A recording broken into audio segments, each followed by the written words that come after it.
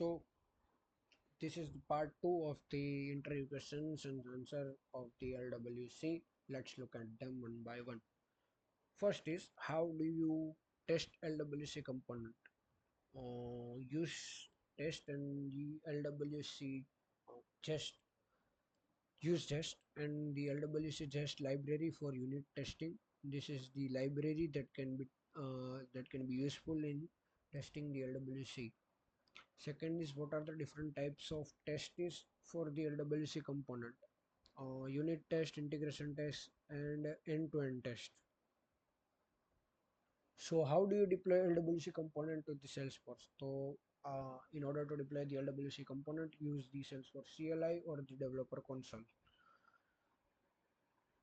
What are the different ways to configure LWC component? Use attributes, configuration file, and Apex. Fifth is explaining the concept of lazy loading in LWC. It loads component only when they are needed, improving the initial page load performance. Other is, what is the purpose of the force fresh view events?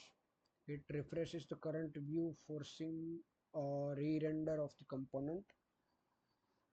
Seventh is, how do you implement custom directives in LWC? Create a JavaScript modules and registered it using the register template directive method. Eighth is, what is the difference between API and track decorator? API expose property to be accessed and modified by the parent components, while track is the changes for reactivity. Ninth is, how do you create and use custom modules in LWC? Use the import statement to import modules from other files. Explain the concept of event bubbling in LWC. So event can bubble up from the child component to parent component. How do you handle in wire calls?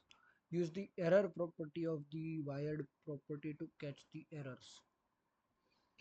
12th is, what are some best practices for optimizing LWC performance? Minimum DML operation, minimum DOM manipulation, use track effectively and leverage declarative features. How can you improve the rendering performance of the LWC components? Use the track for reactive property, avoid unnecessary render and optimize template logic. 14 is, how do you test LWC component? Use just and the LWC test that is already mentioned. 15 is, what are the different types of test for LWC component, which is unit test, integration test, and end-to-end test.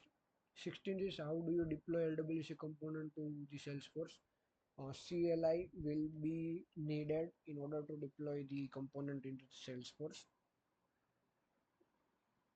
What are the different ways to configure LWC component?